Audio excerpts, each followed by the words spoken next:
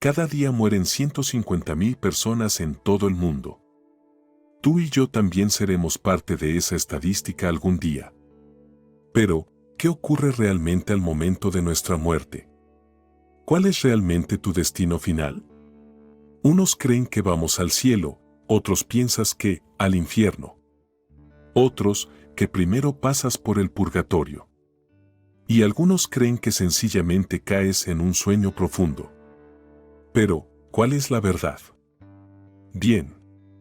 Veamos qué dice la Biblia. Pero espera. Antes de continuar, asegúrate de suscribirte a nuestro canal y activar la campanita de notificaciones para que no te pierdas ningún video como este y mucho más que tenemos preparado para ti. Y ahora sí, ya vamos a ver qué dicen las Escrituras sobre a dónde vamos cuando morimos. Lo primero que tienes que saber es que, en nuestra fe cristiana, no debemos tener miedo a la muerte. Al contrario, debemos contemplarla con gozo, conscientes de que, al dejar este mundo imperfecto, nos uniremos con Cristo en el paraíso, donde el dolor, las lágrimas y la tristeza serán inexistentes. Pablo lo expresa claramente en Filipenses capítulo 1, versículo 21, porque para mí vivir es Cristo y morir es ganancia.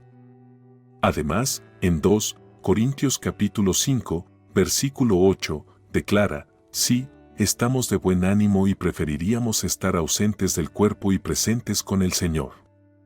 Nuestra verdadera residencia no es este mundo transitorio y falible, sino que pertenecemos junto al Señor, y esa es una esperanza que acogemos con entusiasmo.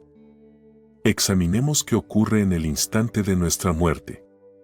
Existe una perspectiva entre algunos fieles que propone que, al morir, caemos en un profundo y prolongado sueño inconsciente, esperando la segunda venida de Cristo. Esta idea se conoce como la doctrina del sueño del alma. Sin embargo, no es una doctrina ampliamente aceptada y tuvo su principal promoción durante la Reforma por los anabautistas y por los irvingitas en Inglaterra durante el siglo XIX. Por otro lado, algunos creyentes del cristianismo católico sostienen la creencia en el purgatorio, según la cual el alma se dirige primero a este lugar para ser purificada de sus pecados antes de ascender al cielo. Así, algunos fieles sostienen que, al momento de nuestra muerte, el alma se une inmediatamente con Cristo, mientras que nuestro cuerpo es depositado en la tierra, descansando en la tumba hasta la segunda venida de Cristo. En ese momento, se nos devolverá nuestro cuerpo. Entonces, ¿qué sucede con un cuerpo resucitado? ¿Es eterno? Ciertamente, Dios creará nuevos cielos y una nueva tierra, y allí habitaremos con Él eternamente. En cuanto a los no creyentes, hay diversas opiniones. Algunos sostienen que su destino final será el infierno, donde sufrirán eternamente. Otros creen que simplemente cesarán de existir, mientras que algunos argumentan que experimentarán un sufrimiento temporal por sus pecados antes de cesar de existir definitivamente. Esta última creencia se conoce como la doctrina del aniquilacionismo, que postula que Dios finalmente los aniquilará, llevando su existencia a un cese total. No obstante, ¿cuál es la realidad de estas afirmaciones? La verdad solo puede ser descubierta a través de un estudio completo y equilibrado de las Escrituras, no mediante la interpretación de un versículo aislado. Primero, examinemos el concepto del purgatorio. ¿Qué revelan las Escrituras realmente acerca del purgatorio? De hecho, no hay mención alguna del purgatorio en la Biblia.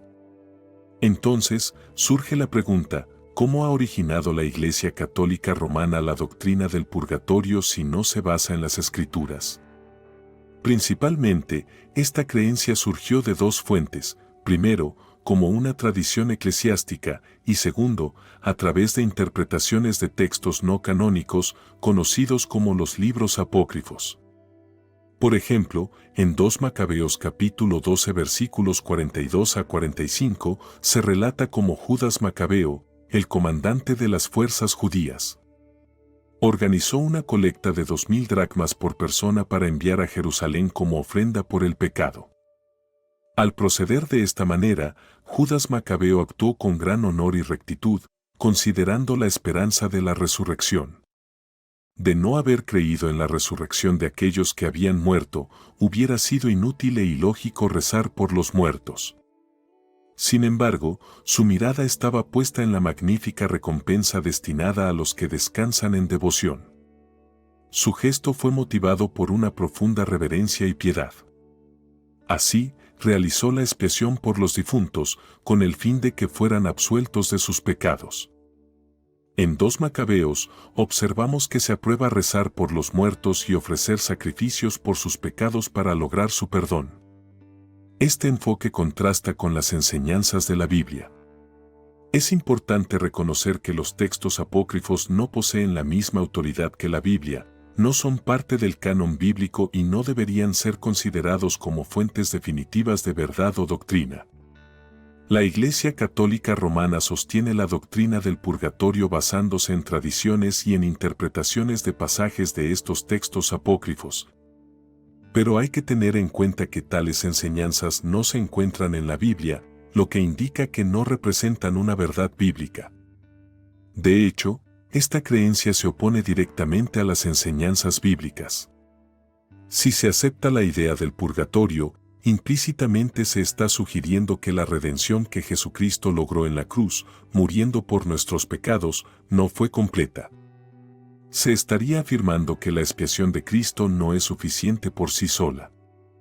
En 2 Macabeos, vemos que Judas realiza ofrendas por los muertos para expiar sus pecados, lo que entra en conflicto con las enseñanzas bíblicas, que afirman que solo Cristo realizó una expiación total por nosotros y por todo el mundo.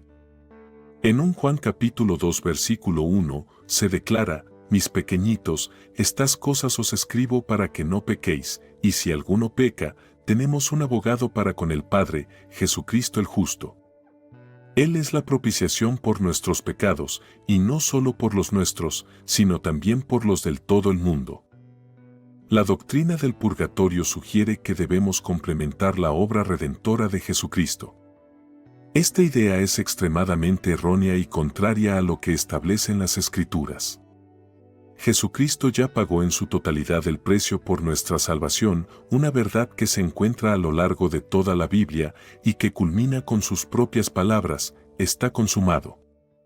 En el Evangelio según Juan, capítulo 19 versículo 28, se narra: después de esto, sabiendo Jesús que todo ya estaba consumado, para que la Escritura se cumpliese, dijo: tengo sed. En ese momento, le ofrecieron una esponja empapada en vinagre colocada en una caña de hisopo que llevaron a su boca. Tras tomar el vinagre, Jesús pronunció: está consumado, e inclinando la cabeza, entregó su espíritu. Por consiguiente, las afirmaciones que sostienen la existencia del purgatorio contradicen directamente las enseñanzas bíblicas. ¿Cuál es la validez de la doctrina conocida como el sueño del alma, que postula que al morir se entra en un estado de inconsciencia hasta la segunda venida de Jesucristo? Aunque esta doctrina no es ampliamente aceptada, fue promovida por algunos durante la Reforma, particularmente por los anabautistas y los irvinistas en el siglo XIX. Aún hoy, muchos adhieren a esta creencia. Notablemente, en esa época, Juan Calvino era un crítico de esta perspectiva. Sin embargo, la pregunta clave es si esta creencia tiene fundamento bíblico. Realmente, existen múltiples pasajes que utilizan la metáfora del sueño para describir la muerte. Específicamente, se puede referir a la muerte como un dormir. Estos pasajes incluyen 1 Tesalonicenses capítulo 4 versículo 13, 1 Tesalonicenses capítulo 5 versículo 10, 1 Corintios capítulo 15 versículo 6, 18, 20, 51.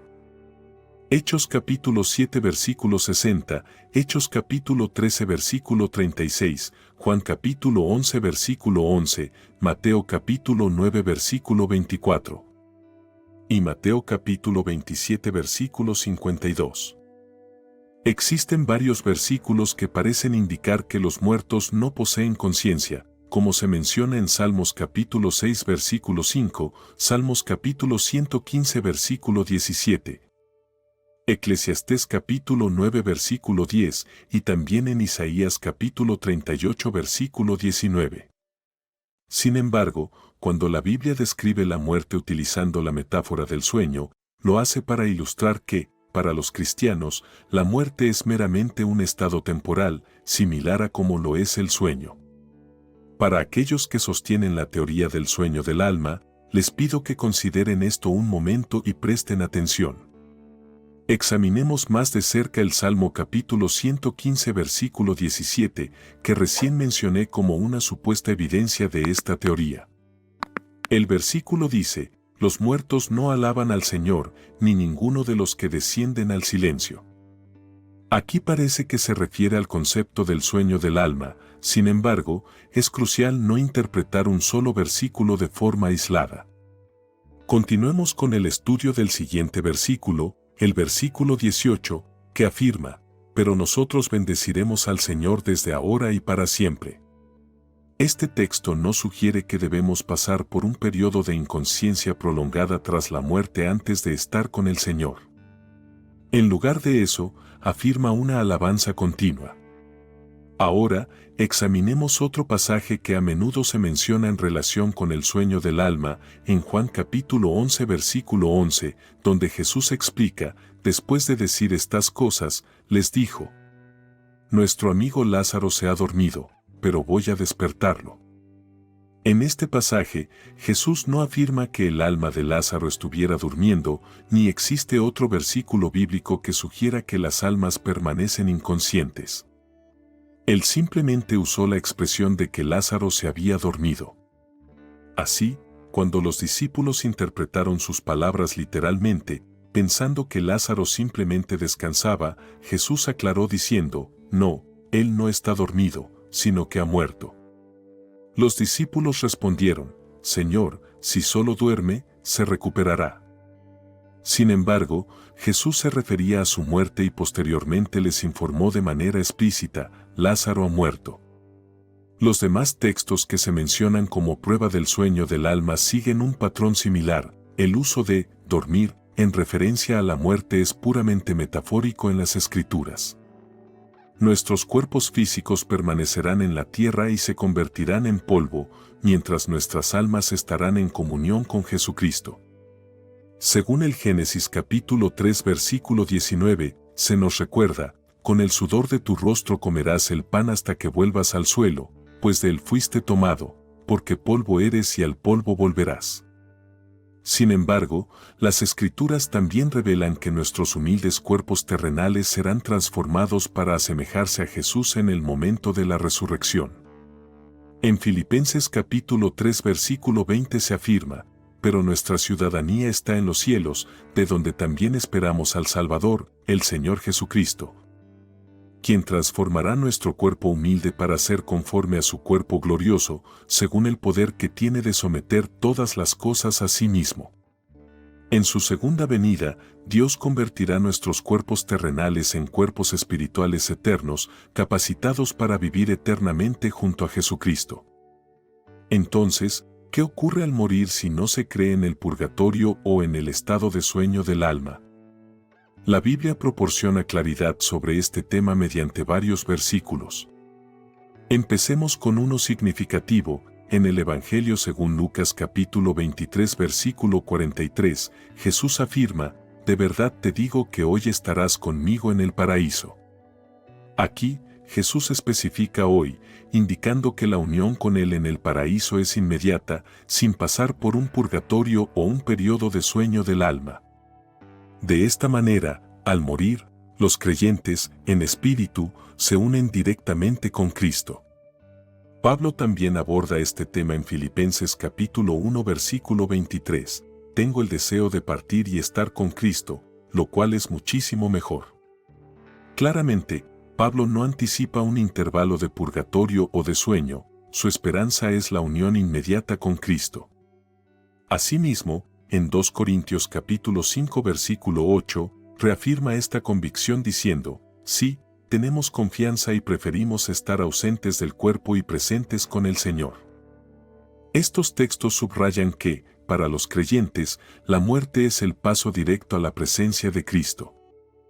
Por lo tanto, al morir, el alma y el espíritu se separan del cuerpo físico, no permanecen inactivos en la tumba, ni se encuentran en el purgatorio, sino que están presentes con el Señor en el cielo. Esta verdad se refuerza en la Biblia, específicamente en Hebreos capítulo 12 versículo 22, que nos describe, sino que os habéis acercado al monte Sión, a la ciudad del Dios vivo, la Jerusalén celestial, a miríadas de ángeles en fiesta, y a la asamblea de los primogénitos inscritos en los cielos, y a Dios, el juez de todos, y a los espíritus de los justos hechos perfectos. Así, queda claro que al dejar este mundo, los fieles son llevados a un lugar de gloria y comunión eterna con Dios. Así, el texto aborda a los fieles que ya se encuentran en el cielo, y al leer todo el capítulo, se aprecia que la adoración a Dios trasciende la mera presencia divina. Se extiende a la compañía de ángeles y de espíritus de los justos ya perfeccionados. Esto constituye una vasta multitud de testigos, y al comienzo del capítulo, ya se menciona en el versículo 1, por tanto, también nosotros, rodeados de tan grande nube de testigos, despojémonos de todo peso y del pecado que nos asedia, y corramos con paciencia la carrera que tenemos por delante. Este pasaje destaca la comunión celestial y la inspiración que los creyentes deben derivar de ella. Así, este pasaje nos revela que los seres celestiales están conscientes de los acontecimientos terrenales y se regocijan con cada conversión a Cristo. Como se menciona en Lucas capítulo 15 versículo 10, así os digo, hay gozo delante de los ángeles de Dios por un pecador que se arrepiente. Piensa en la alegría que cada conversión despierta entre los ángeles. Recordemos que nuestra estancia en este mundo es temporal, no estamos destinados a permanecer aquí indefinidamente. Considera las palabras de Esteban en su martirio, relatadas en Hechos capítulo 7 versículo 55, pero él, lleno del Espíritu Santo, fijó los ojos en el cielo y vio la gloria de Dios y a Jesús de pie a la derecha de Dios, y dijo, He aquí, veo los cielos abiertos y al Hijo del Hombre de pie a la derecha de Dios. Este testimonio refuerza nuestra comprensión de un hogar celestial permanente, contrastando con la transitoriedad de nuestra vida terrenal. Con gran estruendo, ellos se taparon los oídos y, de manera unánime, se abalanzaron sobre Esteban, arrastrándolo fuera de la ciudad para apedrearlo. Mientras lo hacían, los testigos depositaron sus ropas a los pies de un joven llamado Saulo. Durante el apedreamiento, Esteban clamaba, Señor Jesús, recibe mi espíritu, y arrodillándose, gritó con fuerza, Señor, no les tomes en cuenta este pecado. Tras estas palabras, Esteban murió. Este poderoso mensaje resalta la convicción de Esteban, quien lleno del Espíritu Santo, entregó su espíritu a Jesucristo, mientras que su cuerpo quedó en la tierra. Al describir que Esteban durmió, la narrativa sugiere un descanso temporal del cuerpo, dado que su espíritu ya estaba con Cristo. Así, mientras su espíritu se unía con Cristo, su cuerpo yacía en reposo, aguardando la resurrección futura cuando Jesús regrese para revitalizar nuestros cuerpos, transformándolos en cuerpos eternos y espirituales semejantes al de Jesús, con quienes habitaremos en el nuevo cielo y la nueva tierra. Esto también se clarifica al examinar 1 Tesalonicenses, capítulo 5, versículos 9 a 10, que nos enseña, porque Dios no nos ha destinado a ira, sino a obtener salvación por medio de nuestro Señor Jesucristo, que murió por nosotros para que, ya sea que velemos o durmamos, vivamos juntamente con Él. El estar despiertos o dormidos no implica una desconexión con Él. La metáfora del sueño se refiere realmente a la muerte, como se explica en las Escrituras. Cada persona vive solo una vez en la tierra, después de lo cual enfrenta el juicio, según se expone en Hebreos capítulo 9 versículo 27, y de la misma manera está establecido que los hombres mueran una sola vez. Y después de esto, el juicio. Como creyentes, después de nuestra muerte, nuestra promesa es estar en presencia de Cristo. Para aquellos que rechazan reconocer a Jesucristo como su Señor y Salvador, enfrentarán un destino de castigo perpetuo. Se cree que primero esperarán en un lugar transitorio, el Hades, donde aguardarán su resurrección final, juicio y condena eterna. Jesús ilustró lo que ocurre después de la muerte mediante la parábola de Lázaro en el Evangelio según Lucas capítulo 16 versículos 22 a 23. El mendigo murió y fue llevado por ángeles al regazo de Abraham, mientras que el hombre rico murió y fue sepultado. En el Hades, sufriendo tormentos, vio desde lejos a Abraham y a Lázaro a su lado. Esto indica que, aunque el cuerpo del hombre rico fue enterrado, su alma experimentó tormento inmediato en el Hades. Posteriormente, se lleva a cabo el juicio definitivo, descrito en Apocalipsis capítulo 20 versículos 11 a 15, y vi un gran trono blanco y al que estaba sentado en él, de cuya presencia huyeron la tierra y el cielo, y no se encontró lugar para ellos. Vi a los muertos, grandes y pequeños, de pie ante el trono, y se abrieron los libros. Otro libro fue abierto, el libro de la vida, y los muertos fueron juzgados según lo escrito en los libros, de acuerdo con sus obras. El mar devolvió los muertos que contenía, y la muerte y el Hades entregaron los muertos que en ellos había, y cada uno fue juzgado según sus obras. Luego, la muerte y el Hades fueron arrojados al lago de fuego. Esta es la segunda muerte, el lago de fuego. Aquel que no fue encontrado inscrito en el libro de la vida fue lanzado al lago de fuego. En Apocalipsis capítulo 21, versículos 1 a 3, se describe una visión esperanzadora: vi un cielo nuevo y una tierra nueva, pues el primer cielo y la primera tierra habían desaparecido. Y el mar ya no existía. Luego vi descender del cielo, de Dios, la santa ciudad, la nueva Jerusalén, adornada como una novia para su esposo. Y escuché una poderosa voz desde el trono decir: ahora la morada de Dios está con los hombres, y Él vivirá con ellos. Serán su pueblo, y Dios mismo estará con ellos y será su Dios. ¿Qué espectáculo será eso? Estoy ansioso por presenciar y vivir ese momento. Como creyente, tienes claro cuál será tu destino eterno y lo esperamos con gozo. Sin embargo, no podemos evitar sentir tristeza por aquellos que aún están perdidos, aquellos que rechazan aceptar a Jesucristo como su Señor y Salvador. Es por eso que debemos aprovechar cada momento para difundir el Evangelio y revelar la verdad, con el objetivo de salvar a esas almas, ya que el tiempo es precioso. Diariamente, 150,000 personas mueren, y Jesús es el único camino hacia la salvación. Jesús mismo lo afirmó en Juan capítulo 14 versículo 6, yo soy el camino, y la verdad, y la vida, nadie viene al Padre sino por mí. Y en Juan capítulo 3 versículo 18, se nos recuerda, el que en él cree no es condenado, pero el que no cree ya ha sido condenado, porque no ha creído en el nombre del Hijo unigénito de Dios. El tiempo apremia, y Jesús es la única vía. Yo estoy convencido de mi salvación, lo sé con certeza, ¿y tú, estás seguro de tu salvación? Si la respuesta es negativa, es crucial que encuentres esa certeza. Y si ya eres creyente pero tu fe es pasiva, es tiempo de activarte.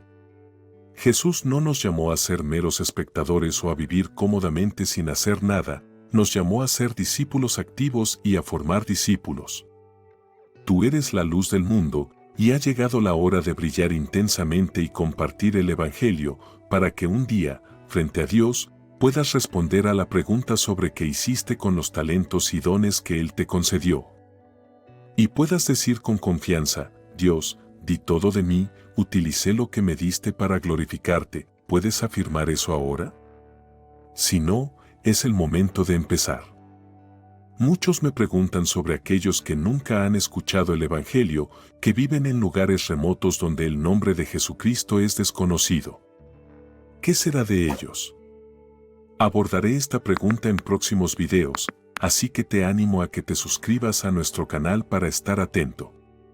Mis bendiciones.